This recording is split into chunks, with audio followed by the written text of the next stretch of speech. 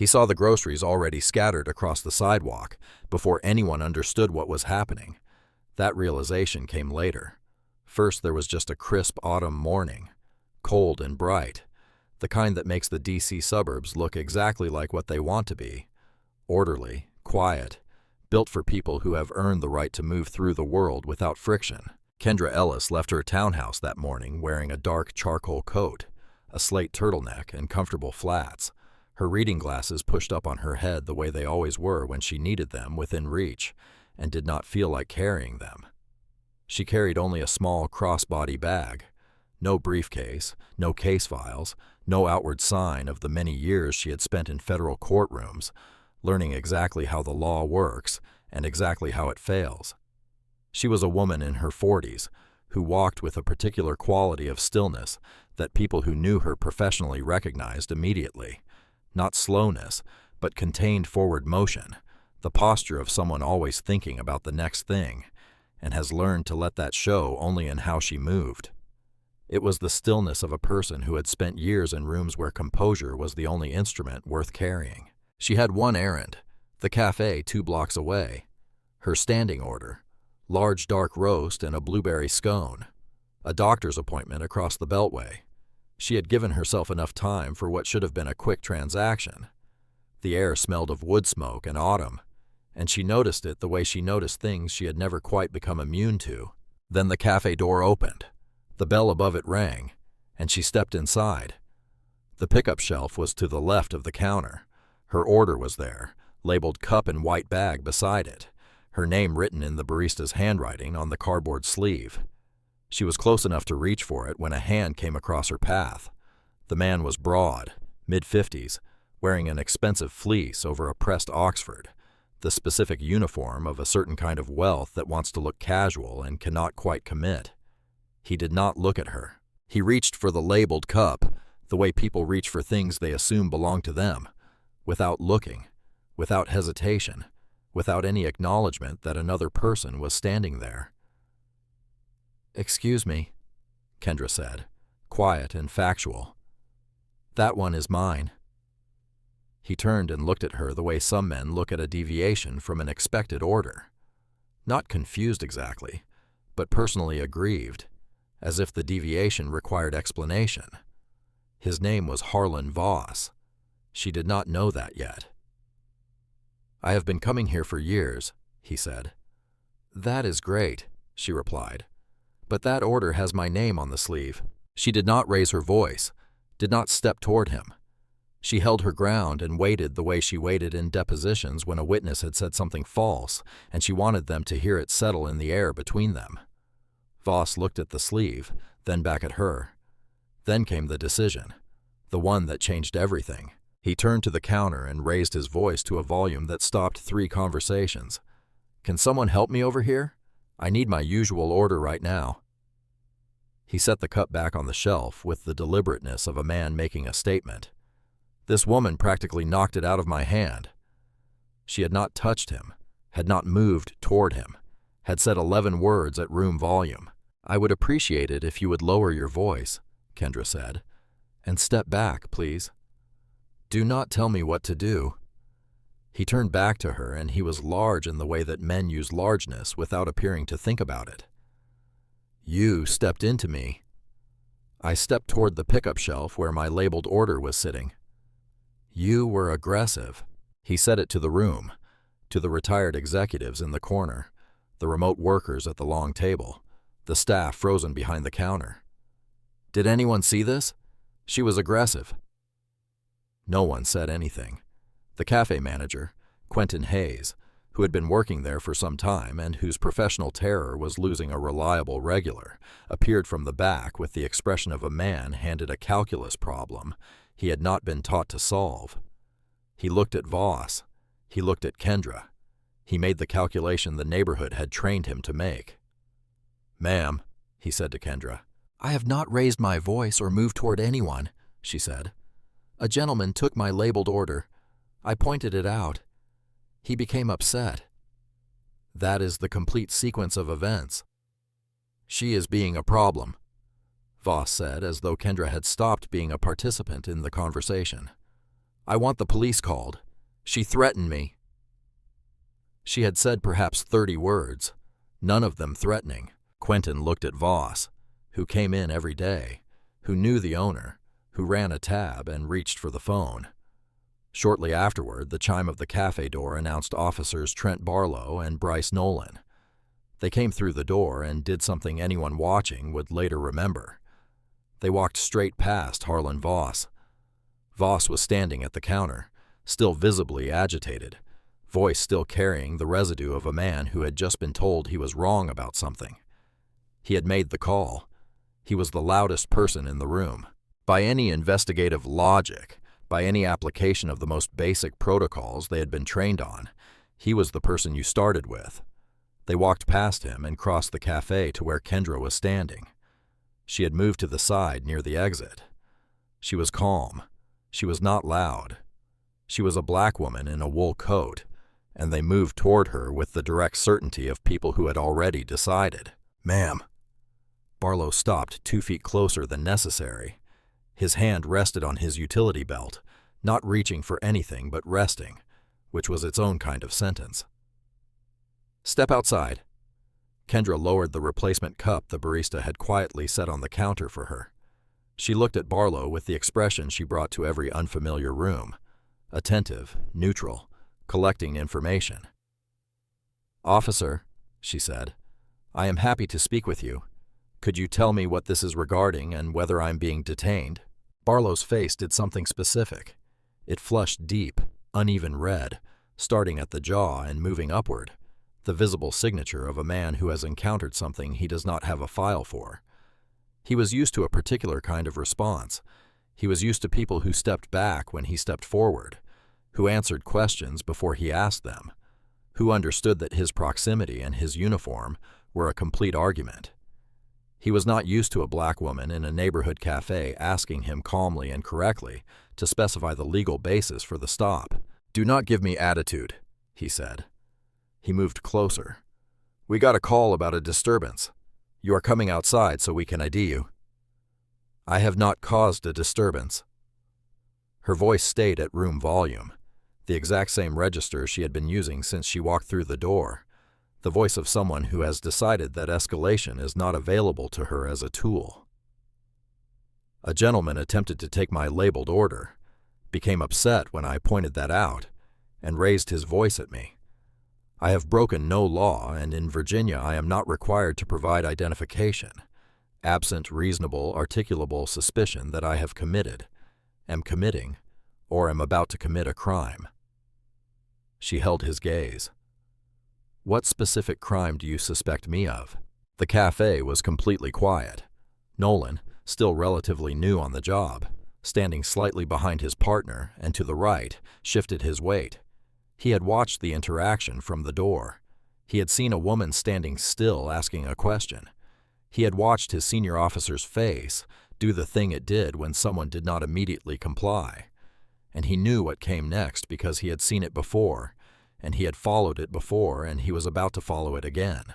"You are being uncooperative," Nolan said, because Barlow expected him to say something. "I am exercising my Fourth Amendment right to be secure in my person," Kendra said. She addressed it to Nolan directly, which had the effect of separating him slightly from his partner in the room's attention, a small, deliberate move. "If I am not being detained, I have a medical appointment I need to get to." She took half a step toward the door. Barlow's hand shot out. It closed around her upper arm with a grip that was not measured, not proportionate, not the grip of an officer initiating a controlled detention. It was the grip of a man who had decided that the conversation was over because it had gone in a direction he did not recognize. The replacement coffee cup hit the tile. Not dropped. It flew from her hand when he grabbed her, the lid separating on impact. The coffee spreading in a wide, dark arc across the cream-colored floor. The ceramic shards scattered. The sound of it, sharp, sudden, unmistakable, cut through the silence like a starting gun. Several people gasped. A woman at the long table stood up. 2 people raised their phones. Kendra felt the grip on her arm and felt the force behind it, and felt, in the same half-second, the specific recognition of a person who has spent many years studying exactly this moment, The moment when authority decides that compliance and submission are the same word. She looked at his hand, then his face, then his name tag. "Officer Barlow." Her voice had not changed in volume. It had changed in something else. Precision, quality, the sharpness of a person who has shifted from patient to methodical. "Remove your hand from my person immediately. You are initiating an unlawful seizure." "I am initiating an arrest for disorderly conduct and resisting," Barlow said loud, aimed at the room, aimed at the cameras and the witnesses and the official record he was already beginning to construct. He twisted her arm behind her back. The force of it drove a jolt of fire through her shoulder. The joint wrenched past its comfortable range. Something hot and immediate that her body registered before her mind could categorize it. Nolan came in from the other side, grabbing her other arm, and together they walked her backward, fast, too fast, toward the brick wall near the entrance. Her shoulder hit the brick. The breath left her lungs in one hard exhale. Her cheek was inches from the rough mortar. The wall was cold, shockingly cold through the wool of her coat, and behind her 2 men were applying their combined weight to keep her against it. And Nolan was shouting, "Stop resisting! Stop resisting!" in the performative voice of someone filling a record with words that the video would later show had no reference to reality. She was not resisting. She was standing completely still. Every person in that cafe could see she was not resisting. 3 phones were filming it. The security cameras above the register and near the entrance were filming it. The department-issue cameras on both officers' chests were running, one of them with something wrong in its audio indicator, though she filed that away for later and focused on not moving. The handcuffs came out. They went on tight, past the point of restraint, past the point of function, into the specific territory of deliberate discomfort. The ratchet turned until the metal edge was sitting directly on the tendon above her left wrist, and the circulation in her right hand was already starting to compress. She felt it as a narrow, focused burn that radiated into her fingers and upper forearm. She made no sound. They marched her toward the door. The cafe watched in absolute silence. The retired executives, the remote workers, the barista who had tried to make a small gesture of goodwill by setting a replacement cup on the counter, the manager, Quentin Hayes, who was standing behind the register with his hands flat on the counter and an expression that would stay with him for a long time. She caught one face as they pushed through the door. A woman at the long table, laptop still open, headphones around her neck, watching with the specific look of someone who has just witnessed something they will spend weeks trying to understand how they failed to stop. Then the cold air hit her face and they shoved her toward the cruiser, the back door, the lock, the molded plastic seat that was designed to be uncomfortable for reasons that had nothing to do with ergonomics. She sat with her arms pinned behind her by the cuffs, and the burning in her wrists was constant now, and the wall had done something to her shoulder that she was cataloging as significant, but not structural. She breathed in once and breathed out. She did not scream. She did not cry. She did not speak. She began to build the case. Badge numbers, both of them, read when Barlow leaned close. Cruiser unit number on the door panel when they approached. Time visible on the dash display through the partition. The sequence of events in exact order. The words used and who used them and when. All of it going into the internal filing system. She had spent many years refining the same system she used in the quiet, before a federal deposition, when she needed everything in order, and the order needed to be perfect. Barlow got in the front. Nolan took the passenger side. Barlow started the engine. "Let us see how smart she sounds sitting in a holding cell." Both men laughed. The cruiser pulled away from the curb. The drive to the district station was short. Barlow drove with one hand on the wheel and talked for most of it.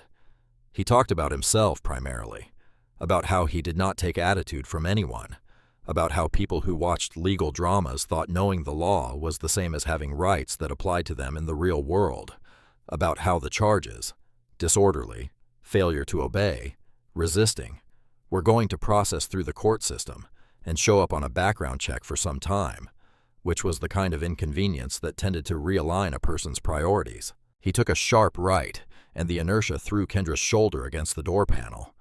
The impact hit the already wrenched joint and sent a bright, specific line of pain down her arm into her wrist. She pressed her lips together, said nothing. She filed the turn, the timing, the force with the same precision as everything else. Her silence was not passive. Kendra Ellis's silence was a trained instrument. She had developed it over many years in rooms where silence was the most powerful tool available. Federal depositions where she would let a lie sit in the air for long moments before responding. Hearing rooms where she would watch a witness fill the quiet with the contradiction that broke their testimony. Negotiations where the person who spoke first almost always lost something. She had weaponized silence so thoroughly that her colleagues sometimes said she did not speak in meetings so much as deploy language. These officers were too armored in their own noise to notice what her silence was doing. Barlow kept talking. Every word, the charge construction, the cheerful anticipation of processing, the specific boast about how the system would handle her, went into the record. She also noticed other things. The numbness in her right hand had moved past her fingers and was now a dull, heavy pressure in her palm. The handcuffs were wrong, not accidentally wrong, but deliberately wrong, applied with the specific knowledge that tightness was a message. She noted this clinically, the way she noted everything. She noticed too something about Barlow's body camera. She had clocked both cameras when the officers walked into the cafe. Small department-issue units mounted at chest level, the little red recording indicator visible from several feet away. Somewhere between the cafe and the cruiser, one of those indicators had changed. She had not been able to look directly at it in the chaos of the arrest, but the peripheral impression she had registered was wrong. The audio indicator, which should have shown continuous recording, had not looked the way it should look. She filed this as a hypothesis.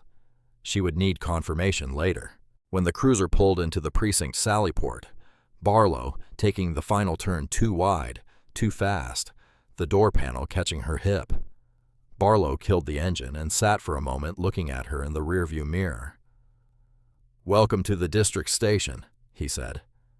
He got out, opened the back door, and pulled her by the chain of the handcuffs. Not by her arm, not by her elbow, but by the chain itself, which was a different kind of instruction about what a person was and where they stood in a given hierarchy. The chain pulled against the cuffs, and the cuffs pulled against her wrists, and the burning, precise pain of it moved up into her forearms, and she walked because walking was the only option, and because every step was being recorded, and she would need all of it later. They walked her into the building. The station smelled of burnt coffee and industrial floor cleaner, and beneath both of those, the particular staleness of a building that runs around the clock, and has absorbed in its walls and its fluorescent lights, and its flat institutional surfaces the accumulated anxiety of everyone who has ever moved through it against their will. Behind the booking desk sat Sergeant Marcus Whitaker, a man with many years in the department and close to retirement. The kind of man who had learned over his career that curiosity was expensive. Questions generated answers. Answers generated paperwork. Paperwork generated conversations with supervisors. And conversations with supervisors at this stage of a career generated complications he did not need. He had arrived at a specific equilibrium. He did his job. He processed his shifts. He did not ask questions that would make his shift harder. He was not a cruel man. He was a comfortable one, which is sometimes worse. He looked up when Barlow walked Kendra in. He registered the expensive but now coffee-stained coat, the reading glasses still somehow sitting on top of her head, the controlled posture. He registered that she was not doing any of the things people usually did when they were brought into his booking area. No crying, no arguing, no slurring, no bargaining. She was walking with the compressed stillness of someone who was managing something. "What do we have, Trent?" "Disorderly at the cafe," Barlow said, hand on Kendra's shoulder, steering her toward the desk with the casual propriety of a man delivering something he owns. Screamed at another customer, refused to ID, resisted arrest. Jane Doe, until we print her. Every word was a lie, not an exaggeration. A lie. She had not screamed. She had not resisted. The only accurate clause in the entire statement was the location. Whitaker began typing. "Take the cuffs off. Put her in holding cell 2. We will process her when the system reboots." Kendra's voice hit the booking room differently than any voice Whitaker had heard in his years at that desk. It was not loud. It was not aggressive. It had a quality that the room's flat surfaces and hard ceiling carried well, the acoustic authority of someone who had spent her career speaking in rooms designed for exactly this, rooms built so that voices could arrive at their destination without losing precision or weight. It was the voice of a federal courtroom dropped into a precinct booking area, and it filled every corner of it. Whitaker's hands stopped on the keyboard. "My name is Kendra Ellis," she said. "I am requesting my phone call. I am also informing you, as the shift supervisor on duty, that you now have constructive notice of a civil rights violation. I was subjected to an unlawful stop without reasonable articulable suspicion, arrested without probable cause, and subjected to excessive force during restraint." Her eyes stayed on Whitaker, not Barlow.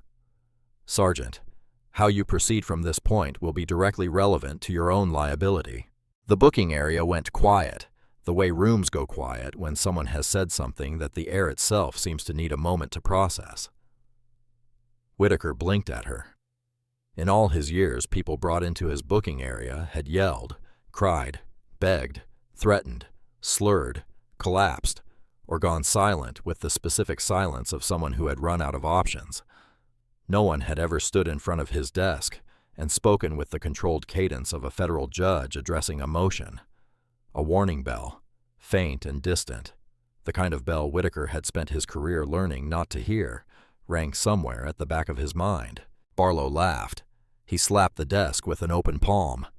"She has been doing this the whole ride, Marcus. Lawyer stuff. She is a troublemaker. Put her in the box." Years of a specific kind of loyalty and the nearness of retirement. "Empty your pockets, ma'am," Whitaker said. "You will get your phone call after processing." Kendra did not repeat herself. She had said what she needed to say to whom she needed to say it in front of witnesses in a building with ambient recording equipment. The record was established. She placed her items methodically on the counter. Watch, keys, crossbody bag, wallet. Barlow reached across and flipped the wallet open. He was looking for her driver's license. He found it, pulled out the Virginia ID, and set it on the counter. Then something else caught his eye.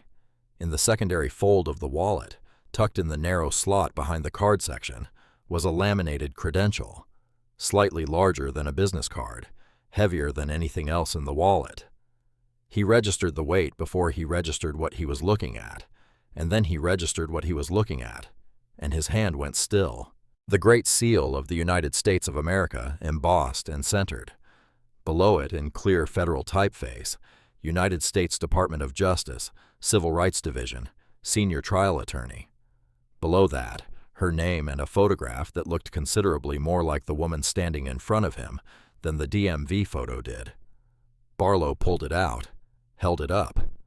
The smug certainty that had been his face's default expression since the Café went soft at the edges.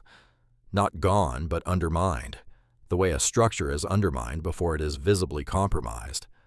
His jaw moved slightly. "What is this?" Nolan asked, leaning over his partner's shoulder. He read it once, read it again, said quieter, "Department of Justice, Civil Rights Division." Barlow read aloud. A slight tremor had entered his voice on the second word. He looked at Kendra over the top of the credential, and something behind his eyes was working very hard. "You a paralegal or something?"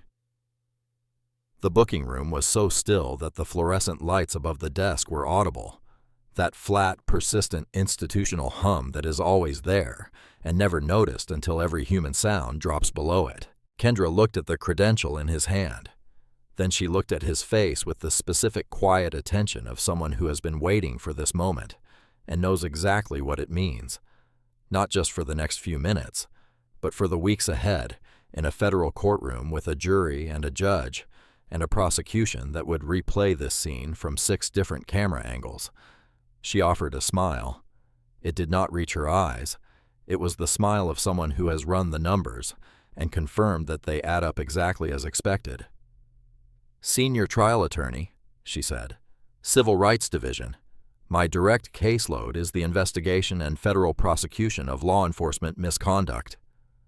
A brief pause. "I have been in this role for some time." Seconds of silence. Nolan had taken a step backward involuntarily, the way a body steps back when the ground shifts under it. His face had gone a color that has no precise name, not white, not gray, but the color that appears when confidence leaves a face quickly and something cold comes in to fill the space it left. Whitaker's hands were still on the keyboard. He was not typing. He was staring at Kendra with the expression of a man who has just done a calculation he cannot undo. Barlow looked at the credential for several full seconds. The room counted them. Everyone in the booking area, though no one would say so later, counted those seconds because in those seconds, it was still possible for Trent Barlow to make a different decision. The credential was in his hand. The evidence of what he had done was measurable and real, and standing in front of him in a coffee-stained coat with bruised wrists and the particular patience of someone who knew exactly what happened next. He could have set it down carefully. He could have asked a question. He could have done any of the things that the coming weeks would reveal he should have done. He dropped the credential on the counter like it was junk mail.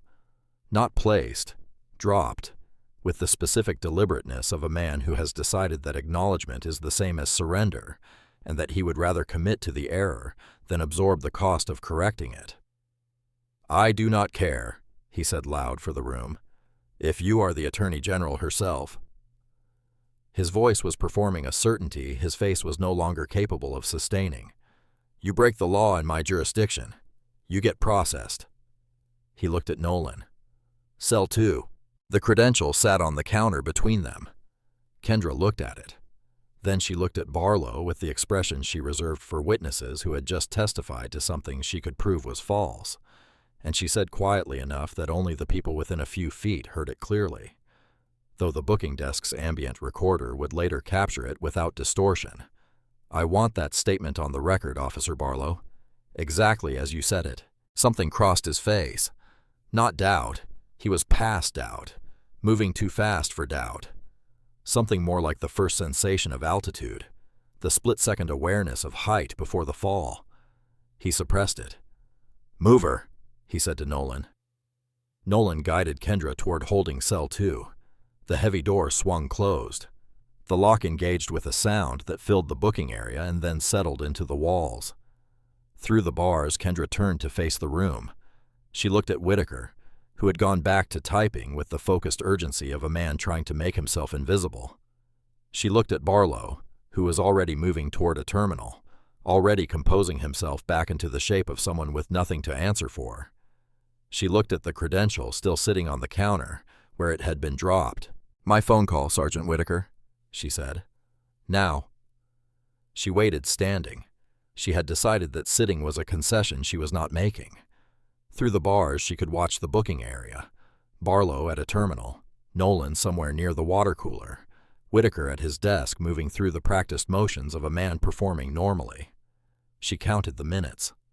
Several of them passed before the corded handset came through the bars, passed by Nolan without eye contact. She took it and turned to face the back wall of the cell. She did not call a defense attorney. She dialed a Washington, D.C. line, a number she had memorized the way physicians memorize emergency protocols, not because she expected to need it, but because her position required her to know it. The number rang twice. "Grant," came the voice. Elias Grant, Deputy Assistant Attorney General for the Civil Rights Division, a man with decades in federal service. He spoke the way a legal brief reads, compact, every word load-bearing, no syllable occupying space it had not earned. "Elias," Kendra said. "It is Kendra Mercer." A half-second recalibration. "You are not scheduled in today." "I did not make it to the doctor." She kept her voice low and level, not for concealment. At this point, being overheard was almost useful, but because low and level was the mode her brain operated in best when speed and precision were both required. I am currently in holding cell 2 at the district police station in Clearbrook Hills. I need you to hear the sequence." The line was silent, except for the sound of a man who has just updated a great deal of information very quickly. She gave it to him in a short, precise recounting. The café, the credential, Barlow's exact words upon seeing it. She quoted them verbatim because she had not let them out of her memory since he said them. Her assessment of the body cameras, the charges, disorderly, failure to obey, resisting, all fabricated, all demonstrable, the excessive force, the current numbness in her right hand, and the shoulder pain she was categorizing as significant but not requiring immediate emergency care. When she finished, there was a pause. Through the receiver, she heard something being set down on a desk. Not carelessly, but with the specific decisiveness of a man clearing his hands because he needed them for something else. "Now," Grant asked, "are you injured? Bruised wrists, shoulder strain, nothing structural. Do not sign anything. Do not engage further. Document everything while the sequence is still precise." A pause. "I am making 3 calls, one to the Baltimore field office, one to the county's chief of police who I know, one to a tactical liaison." His voice had changed completely from the beginning of the call.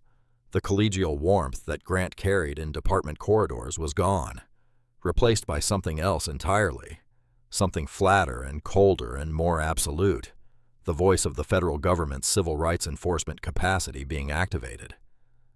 "Sit tight, Kendra.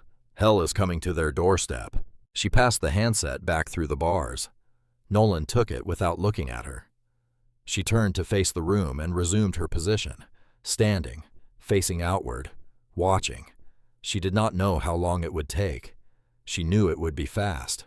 Trent Barlow understood in the part of his mind that processed unwelcome information that the situation had developed a shape he did not like. He did not examine this understanding directly. Examining it directly would have required him to admit something he had spent years learning to avoid admitting. Instead, he did what he always did when the ground shifted. He accelerated. He went faster in the direction he was already going, because the only thing more frightening than the mistake was stopping to look at it. He sat at the terminal and he typed. Subject became verbally combative upon officer contact at the scene. He said it under his breath while he typed it, the way people repeat things they need to believe. Subject refused multiple lawful orders to provide identification. Upon initiation of arrest procedure, subject resisted physical restraint, necessitating the application of firm control measures. He was aware in his peripheral vision of Nolan near the water cooler, had been aware of Nolan near the water cooler for some time, and aware that Nolan had not moved away from it, and aware that Nolan's stillness was a different quality of stillness than usual. "Nolan," Barlow said, not looking up. "You okay?" "Fine," Nolan said in the voice of someone for whom that word meant nothing. "The credential is a prop," Barlow said. He kept typing. "You see DOJ people get arrested sometimes. They misuse the badge. We had probable cause. She was out of control." He paused. "You saw it." Nolan had seen it. He had seen a woman standing near the exit. He had seen her ask 2 questions in a measured voice. He had seen Barlow grab her arm. He had seen the coffee cup hit the floor. He had been the one shouting, "Stop resisting," at someone standing completely still. And the words had come out of him through a mechanism he now recognized as the mechanism of a person who has given up evaluating what they are doing in favor of doing what is expected. He said nothing. The water cooler hummed. "Some time passed," Barlow said, typing faster. "We lock this narrative down, the record sets. And this is over. She is a lawyer who was acting erratic at a cafe. The chief will back us." He also did something else. He reached up to his body camera. A brief adjustment, fingers moving with the practiced casual efficiency of someone who has done this before. The audio, which he had muted in the cafe before initiating contact, a habit, a precaution, something he had done enough times that it did not feel like a decision anymore, needed to stay muted. The video was running. The audio gap would need an explanation. He was already composing it. He did not know that the keystroke logger on the booking terminal captured every letter he typed in real time, including the timestamp. He did not know that the keystroke log was automatically uploaded to a department server that was soon going to be secured by federal agents, who would read every word he had written and know exactly when he had written it relative to the arrest. He was well into the save command when Whitaker's desk phone rang. It was a private number. Whitaker picked it up with the reflexive efficiency of years at the same desk. Desk Sergeant Whitaker. Kendra, through the bars of Cell 2, watched what happened to Whitaker's face. It happened in stages. First attention. His posture changed, shoulders pulling back, the involuntary shift of a person suddenly very focused. Then something moved behind his eyes that was not recognition exactly, but was the first sensation of recognition arriving. Then the color left his face. Not metaphorically. The blood left Marcus Whitaker's face with the visible hydraulic speed of a physiological response to information that the body has processed before the mind has caught up to it. He stood up slowly. His hand stayed on the receiver as if it was the only fixed point in the room. "Yes, Chief," he said. His voice had dropped to just above a whisper. "I understand, Chief. Right away." He hung up. His hand stayed on the receiver for a moment after. Then he looked across the booking area at Trent Barlow. For the first time in years of shared shifts, covered incidents, complaints processed and closed, the specific accumulated trust of men who have protected each other's interests, long enough that the protection becomes invisible. Marcus Whitaker looked at Trent Barlow with something in his eyes that Barlow had never seen there before. Not anger, not judgment, fear. "Barlow," Whitaker said. His voice cracked on the single syllable. "What exactly did you do?" Barlow looked at him, then at the terminal. The save was nearly complete. He reached for the keyboard and the double doors of the district station opened. They did not come in loud. That was the first thing, the thing that registered before anything else, before the suits, before the credentials, before the bold yellow FBI on the windbreakers of the agents at the rear. No announcement, no shout, no tactical drama calibrated for maximum impact. Several people walked through the doors of the district station, the way people walk into a building they already own, unhurried, certain. The kind of certainty that does not need volume, because it has authority instead. And authority, when it is real, is quieter than it looks in movies. They moved through the lobby and into the booking area with the smooth, coordinated efficiency of a prepared response. And every officer in the room, by some instinct that law enforcement personnel develop and can never quite explain, understood within the first seconds that something had irrevocably changed. Several in dark suits, others in windbreakers, all with credentials out, none with weapons drawn. The weapons were irrelevant. What they had was worse than weapons. They had paperwork. They had servers already accessing the department's files. They had a federal mandate from an office that none of the people in this room could block or defer or call in a favor to deflect. Behind the group in his dress uniform walked Chief Victor Kane. He was moving with the posture of a man who would have preferred to be somewhere else, anywhere else, and who had not been given that option. His face was the color of concrete left out in damp weather. The woman at the front of the group was Special Agent in Charge, Lena Harper, FBI Baltimore Field Office. She had been tasked from the Deputy Assistant Attorney General's office shortly before.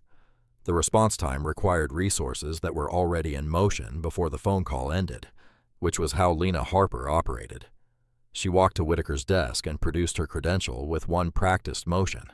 "Special Agent in Charge Harper, Baltimore Field Office." Her voice occupied the booking area with the same quality Kendra's had, not loud, just precise in a way that made loudness unnecessary.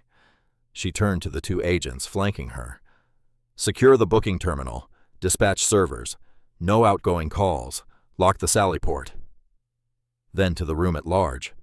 "Nobody leaves this building until I clear it." "Hey." Barlow had found something, not his voice exactly, but the approximate location of it. It was higher than normal, clipped at the edges, carrying the specific defensive pitch of a man who knows he is about to say something that will not work. "You cannot just walk into my precinct. This is an active local." "Step away from the keyboard, Officer Barlow." The agent who said this was already beside the terminal. He had moved across the room in the time it took Barlow to form the objection. "Both hands where I can see them. Now." "I am writing my arrest report," Barlow said. The bravado was leaving his voice the way air leaves something that has been punctured, continuously, without drama, just going. She was combative. She resisted. "I was doing my job within established." "You were fabricating a federal document," said a voice from holding cell 2, "to conceal a civil rights violation." The room turned. Agent Harper was at the cell door with the key. She had crossed the booking area while the room was focused on Barlow, had reached Whitaker's keyboard, had taken what she needed, and was now turning the lock with the unhurried precision of someone completing a scheduled item on a prepared list. The door swung open. Kendra Ellis stepped out. She did not look like a victim. She did not carry the posture or the expression of someone who had spent time in a holding cell after being physically forced against a brick wall and locked in federal restraints. She adjusted the cuff of her coat, the right cuff, the one above the wrist that was still partially numb, with a small, deliberate motion. She rolled her bruised wrist once, the only visible acknowledgement that anything had happened to her physically. She looked at the room with the clear, measuring attention of someone who has arrived at a prepared position and is confirming that the terrain matches the plan. Chief Kane came toward her at a speed that was almost unseemly. His voice was already shaping itself into an apology before he was within range to deliver one. "Ms. Ellis, this is an unconscionable misunderstanding. Completely unacceptable. You are absolutely free to go. I will personally—" Kendra raised one hand. It was not a large gesture. It was a judge's gesture, the kind that stops a courtroom without requiring a gavel. And Chief Victor Kane stopped. "This is not a misunderstanding," Kendra said. Her voice carried to every corner of the booking area without effort. "A misunderstanding is a clerical error. What occurred this morning was a deliberate, violent deprivation of my constitutional rights under color of law." She turned to Harper. "Agent Harper, I need both body cameras secured for forensic audio analysis. I have reason to believe Officer Barlow manually muted his audio before initiating physical contact in the cafe. I need the security footage from the cafe subpoenaed before anyone from this department has access to that server, and I need the draft arrest report captured exactly as it stands, time-stamped before any modification. Harper, the cafe footage is already covered. We have agents there now. Both cameras have been secured. The draft report was captured on keystroke log when our tech team secured the terminal." A brief pause. "He was mid-save. The complete unsaved draft is preserved in the session." Barlow's face completed the journey it had been on for the last several minutes. Whatever it had been doing, the cycling through indignation and bluster and a last-ditch attempt to locate authority in his own voice, arrived at something without a name because the emotion it required was one he had never needed before. He looked at Nolan. "Tell them," Barlow said low, stripped of its public register, the voice he used when only the two of them were present. "Tell them she lunged. Tell them she came at us. You were there. Tell them what happened." The room turned, and Bryce Nolan understood that the turn had been coming for some time, and that the only question had ever been what he would do when it arrived. He was backed against the wall near the water cooler. He had not managed to leave the water cooler in some time. He was a young officer, and he was standing in a booking area that contained several FBI agents, a chief of police who looked like he was calculating the actuarial value of a career ending on this day, the senior trial attorney of the DOJ Civil Rights Division, and his partner of some time who was looking at him with the flat, demanding intensity of a man calling in a debt he had never explicitly lent. He looked at Barlow. He looked at the DOJ credential still sitting on the counter, the one that had been dropped there like junk mail, the Great Seal of the United States face up on the laminate surface of the booking desk. He looked at Kendra Ellis, who was watching him. She was watching him with no hostility and no appeal, no visible attempt to influence what he was about to say, no implicit pressure being applied through her expression, just patience, clean, deliberate, clinical patience. The patience of someone who has sat across from people in very difficult moments and learned that the most powerful thing she can do in those moments is simply wait. Nolan's chest rose and fell.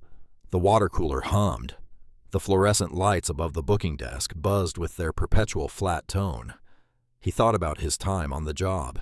He thought about what that time of following without asking where he was going had cost, what it had made him do this morning, what he had shouted at a woman standing still, what words he had put into the official record of an arrest that had no legal basis, the way his own voice had sounded to him as he was saying them, and how he had overridden the sound of it, because Barlow was already moving, and the momentum of following was easier than the weight of stopping. He thought about the cafe, the woman near the exit, the coffee cup on the floor, the brick wall standing still while two men applied force to her, and he had shouted, "Stop resisting," at someone who was not resisting, and the words had come out of him, and he had let them come out of him, and he could not put them back. He thought about Barlow at the terminal typing fiction into an official record, asking him to confirm fiction in front of federal agents. Bryce Nolan was young. He was not yet corrupt. He was compliant, which is almost the same word and sometimes has the same consequences, but which is not quite the same thing. Because compliance can be interrupted by a single moment of choosing something different. This was the moment. "She did not lunge," he said. His voice broke on the last word, not dramatically, in the small involuntary way that a voice breaks when it says something for the first time that has been true the entire time, and that the speaker has been carrying the weight of not saying. He raised his hands, not in surrender to the agents, but in the gesture of someone who needs to make clear that they are done with something. She did not do anything. She asked what crime she was being suspected of. Trent grabbed her. He stopped. His hands were still up. She just stood there. She did not fight. She did not move. I was the one yelling about resisting. She was standing still. Another stop, shorter this time. I just followed his lead. I should have... He stopped completely. The room held everything Nolan had just said. "Nolan!" Barlow's face went through something that took the form of several rapid, involuntary transitions. First fury, then the particular helpless fury of a man who sees the thing he needed most being taken away in real time. He looked at Nolan for 1 full second. Then he lunged. It was not a measured movement. It was pure, unthinking forward motion. The motion of a man who has run out of everything except the animal need to silence the thing that is ending him. He took 2 steps toward his partner and covered a short distance of floor before several agents were on him. And the thing about federal agents who have been waiting for exactly this is that they are very good at being in position before the movement happens. They had him before his next step landed. The room went still with the absolute stillness of a space where the loudest thing has just been removed from it. Nolan was still against the wall. He was not crying, but the effort of not doing so was visible in the specific held tension of his jaw and the way he was looking at the floor rather than at any of the people looking at him. He was young, and he had just told the truth about his partner in front of the federal government. And he understood with the slow and newly clarifying comprehension of someone who has just done an irreversible thing that the next several years of his life had just changed shape entirely. Kendra watched him. The patience in her expression had shifted, not into warmth, not quite, but into something that acknowledged the cost of what Nolan had just done, without minimizing what it had taken to get here. She did not speak to him. She did not need to, but she did not look away from him while he was standing there, because he had told the truth, and she believed that truth deserved to be witnessed. Whitaker was at his desk with both hands flat on the surface. He was looking at the terminal screen at the keystroke log that the agents had pulled up when they secured it, at the time-stamped fiction that Barlow had been building in real time while Kendra sat a short distance away in a holding cell. And he was understanding something about his years of deliberate incuriosity that he had not fully understood before. The understanding had the specific quality of arriving too late, which was, in his experience, the quality that all important understandings have. Chief Kane was standing very still near the booking desk, and he was not speaking because anything he said in this room, in front of these agents, in front of Kendra Ellis, would become part of a record that was already very long and very detailed and very bad. And the chief had developed over his time in his position an excellent instinct for the difference between situations that could be managed and situations that could only be endured. Agent Harper moved to where Barlow was being held. She moved without hurry, the unhurried pace of someone who has been preparing for this specific moment and has nothing left to do except complete it. She stood in front of him and looked at him for exactly the length of time that proper procedure allows, assessing, confirming, making nothing personal. And then she spoke. "Trent Barlow, you are under arrest for violation of Title 18, United States Code, Section 242, deprivation of rights under color of law, and for federal evidence tampering in connection with the fabrication of an official arrest report submitted under your officer credentials." She paused for exactly the length that procedure requires. "You have the right to remain silent. Anything you say can and will be used against you in a federal court of law. You have the right to an attorney. If you cannot afford an attorney, one will be appointed for you." The handcuffs came out. They were the same model. This was not planned for irony. Federal agents carry standard-issue restraints, and they are what they are. But the booking room registered it anyway. The sound of the ratchet, that specific mechanical, unambiguous sound, was the same sound that had filled the cafe hours earlier, and now it was going in a different direction. Barlow's wrists were secured behind his back. Kendra crossed the booking area. She moved without drama, no acceleration, no performance, the same deliberate pace she had brought to everything that morning. She stopped close enough that Barlow could see her face clearly.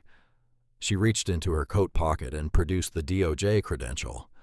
The agent at the terminal had returned it when she stepped out of the cell, and she held it at chest height between them, facing him. She looked at him for a moment, not with contempt, not with triumph, with something more like the expression of a person confirming a result that was always going to come out this way. Then she said quietly, "You told me you did not care if I was the Attorney General herself." She let him hear it. Let it sit between them with the full weight of everything it now meant. "She is not here," Kendra said. "I am." 6 words, the entire reversal compressed to a sentence. No editorializing, no summary, just the fact of it delivered in a voice just above a whisper, in a room where every person present would remember exactly what she said and exactly how she said it for the rest of their careers. Barlow said nothing. He had run out of things to say, which was in a brutal, precise way the smartest decision he had made all morning, and it came too late by several hours. The agents walked him out. The heavy double doors swung closed. The booking area was very quiet for a moment. Then Harper turned to her team and the work of securing the scene continued, and Whitaker sat at his desk with his hands flat on the surface, and Nolan stood near the water cooler with his eyes on the floor. And Chief Kane stood near the booking desk and said nothing at all. The law is, among other things, a mechanism for determining what things actually cost. Harlan Voss had spent his adult life in a specific relationship with cost, one in which costs were largely theoretical and largely borne by other people. He had built his commercial development company over many years through a combination of genuine business instinct and the particular confidence of a man who has always operated in spaces that accommodate him. He was not by any formal standard a person who committed crimes. He had called the police, which is not a crime. He had described another person's behavior in terms that were false, which is not always prosecutable. He had gone home from the cafe that morning. He had read about the arrest online by midday. Someone in the cafe had posted something within the hour, and by the time cafe security footage began circulating in local news coverage that afternoon, the story had a shape. By that evening, after a conversation with his attorney, he understood that the woman he had called the police on was a senior DOJ attorney, which created certain exposures. What he had not fully understood was that Kendra Ellis's legal team was already at work. The civil complaint arrived sometime later, filed in the Eastern District of Virginia Federal Court. Defamation, malicious prosecution, intentional infliction of emotional distress, a detailed complaint written by attorneys who understood federal civil litigation at the cellular level and who had access to a cafe full of eyewitness testimony and footage from several separate recording devices. Voss's attorney told him it was manageable. These things settled. He had been in civil suits before, construction disputes, zoning disagreements, and they had settled. Then discovery opened. Kendra's legal team requested documentation of every interaction Voss had had with local law enforcement in the preceding years. What came back was not a collection of isolated incidents. It was a pattern. Several documented instances over the years, each following the same sequence. A Black or Latino individual present at one of his properties or his regular businesses. A minor perceived slight or simply an unwanted presence. A call characterizing the individual as threatening. A police response. None of those individuals had been charged with anything. Several had been detained and released. Some had injuries from their encounters with responding officers. When this pattern entered the public record as discovery material in a federal civil suit, it entered the news cycle within days. It was not a leak. It was a public filing available to anyone who requested it, and several reporters did. The story of Harlan Voss and his pattern moved through local media, and then national media, with the particular velocity of a story that has all its documentation in order. No anonymous sources, no conflicting accounts, public records and camera footage, and several individuals who had been waiting without knowing they were waiting for their individual experiences to become legible as something larger. Significant investors withdrew from his pending large development in Clearbrook Hills within days. Their letters cited reputational and ethical incompatibility. The city council placed his primary zoning variance under review. Sometime later, the variance was revoked, citing character and ethical concerns. His development company filed for Chapter 11 bankruptcy. Sometime after the morning at the Café, the flagship project, the one he had pointed to in interviews as the defining achievement of his career, stopped moving. The cranes went idle. The signage bearing his company's name faded and eventually blew off the fencing in a windstorm and was not replaced. Harlan Voss went from calling police on people with a phone call to liquidating commercial assets to cover legal fees. He was not imprisoned, but he lost with methodical precision every material thing that had made him believe he was untouchable, which was in its own way a more complete accounting than a sentencing would have provided. He settled the civil suit some time after it was filed under terms that were sealed for a figure that people familiar with both the evidence and the legal team understood to be significant. Trent Barlow went to federal trial sometime after his arrest. The trial lasted several days. The prosecution's opening statement centered on a short sequence that the jury watched in complete silence, the synchronized playback of the Café security footage alongside Barlow's body camera video, with a forensic annotation marking the audio gap in the camera's recording, a gap that began precisely at the moment Barlow moved toward Kendra in the Café, that forensic analysis confirmed had been created by a deliberate manual button press, not a malfunction. The mute function on department-issue cameras requires a specific physical action. The metadata confirmed the action had occurred, and confirmed when. The prosecution then read the draft arrest report aloud, every word, slowly, against the security footage, which showed what had actually happened in the same sequence in which the report described it. They did this without commentary. The footage and the report were in the same room, and they did not agree on a single substantive point. Barlow took the stand on the third day. He testified that he had felt threatened by Kendra's behavior in the Café. He testified that her refusal to comply with his commands had constituted aggressive resistance. He testified that his use of force had been proportionate and within departmental guidelines. The federal prosecutor, a woman who had clerked for the Civil Rights Division and who had once in a different context been mentored by Kendra Ellis, waited through all of it with the patience of someone who has exactly what she needs and is waiting for the correct moment to use it. When Barlow finished, she looked at her notes for a moment. Then she looked at him.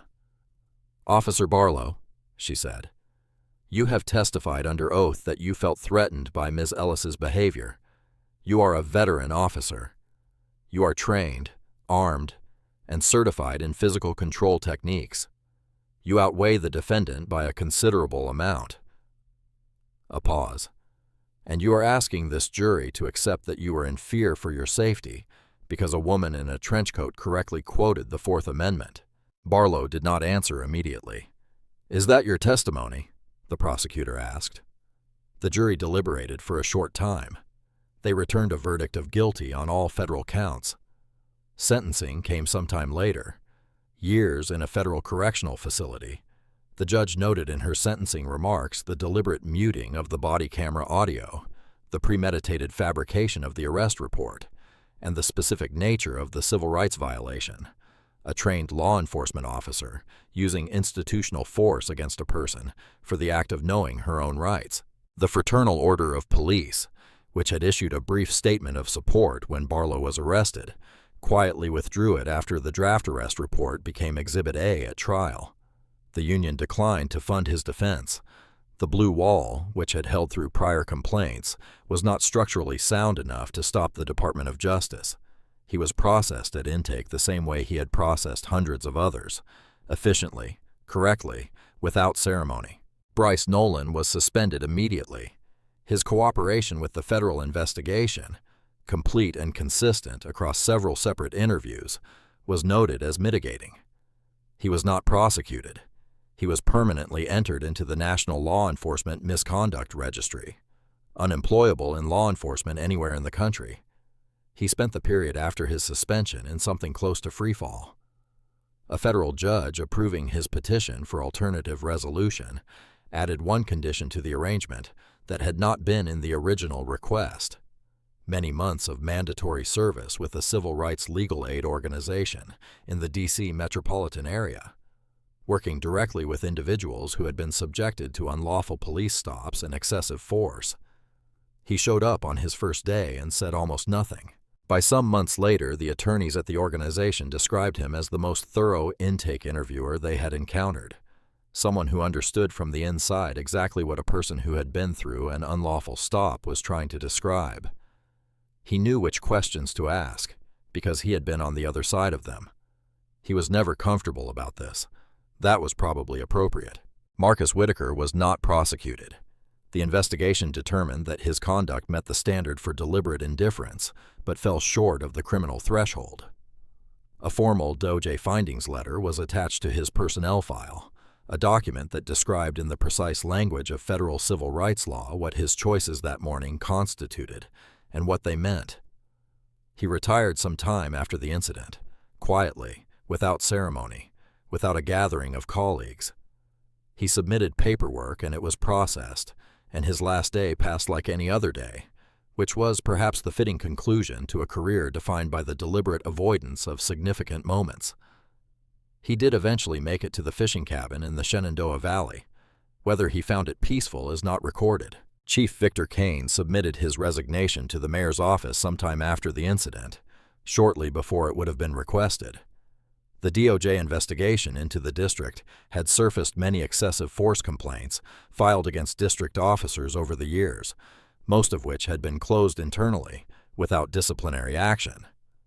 It had also found structural problems in the complaint system itself, forms not provided to complainants, review timelines exceeding the department's own stated standards, documentation gaps that made it impossible to determine whether certain complaints had ever been received.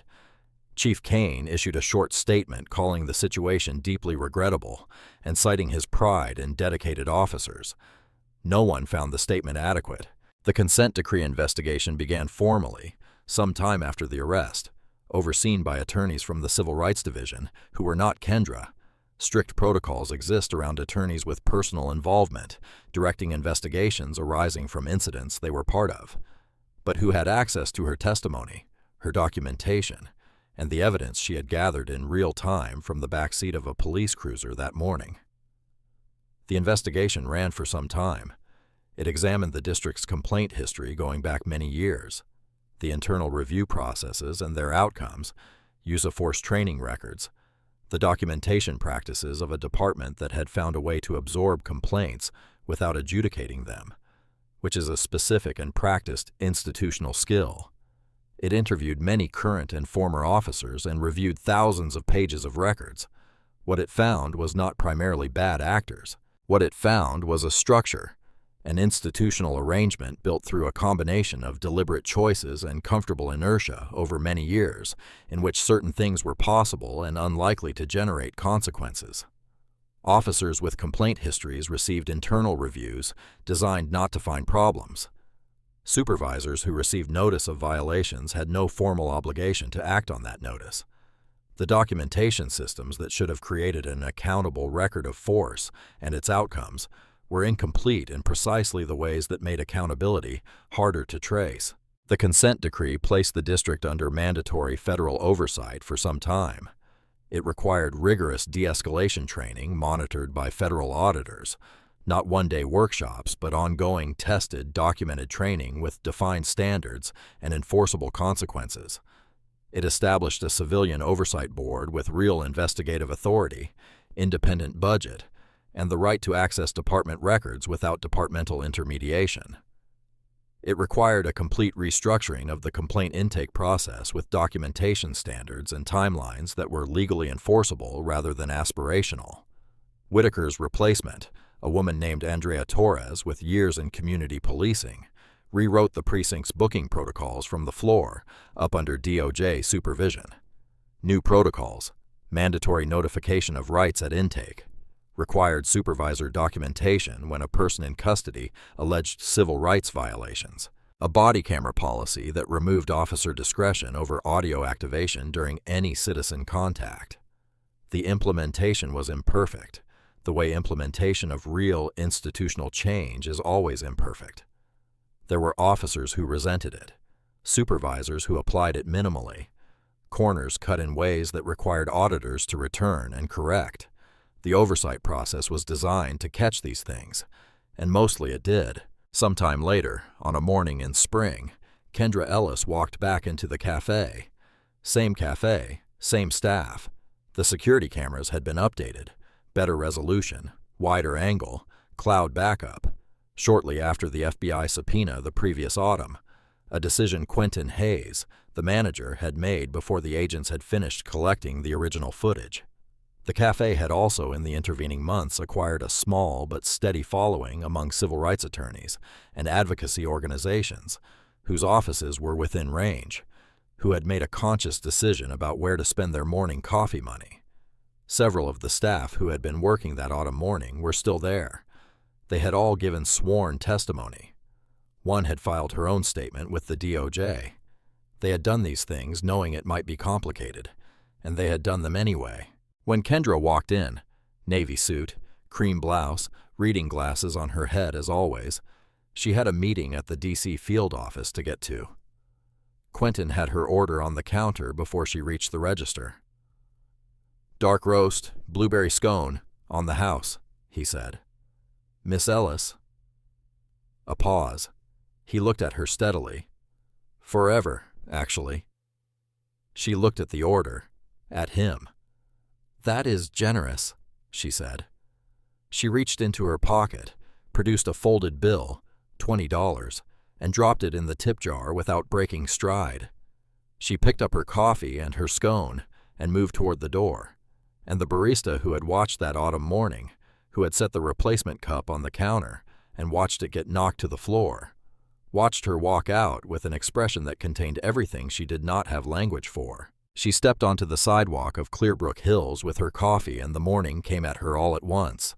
Cold, bright, the particular clarity of spring in Virginia, when the air is still clean, and the oaks are just beginning to think about green at the tips of their branches. A district patrol cruiser rolled up the block from the direction of Whitmore Drive. New decals, the small badge of the Civilian Oversight Board, one of Torres's first changes, on the rear panel. Kendra was on the sidewalk to its right, walking in the same direction. The cruiser came alongside her. It came to a full stop at the crosswalk. Not a rolling stop, a complete stop. Wheels fully still, engine idling. She became aware of it peripherally, the way you become aware of something going quiet near you in a place where movement is expected. She glanced over. The two officers inside were sitting with a particular quality of upright, not performing anything, not gesturing, not acknowledging her, not making any visible effort to communicate, just very visibly aware of who was on the sidewalk beside them, aware in the way that people are aware of things that have changed, something they work inside of and that they are still learning how to work inside of differently. She looked at the crosswalk light. Green. She took a sip of her coffee and kept walking. She had not just fought back against a corrupt cop. She had taken the evidence of one morning, every word spoken on record, every camera running, every wrist bruised and shoulder wrenched and cup knocked to the floor, and used it to illuminate the institution that had made the morning possible.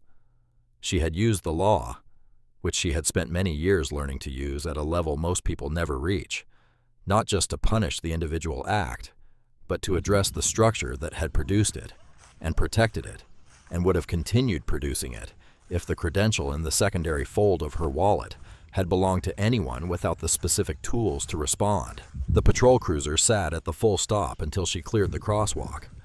Then it moved forward slowly, continuing its route through the quiet streets of Clearbrook Hills, streets that looked exactly like what they had always looked like, orderly and wide and lined with oaks, and that were now in one small but measurable way something different. She had a meeting soon. There was work to do. If this story moved you, if you believe accountability has no exceptions, and that the law must apply to the people sworn to enforce it, subscribe to our channel. More stories like this every week.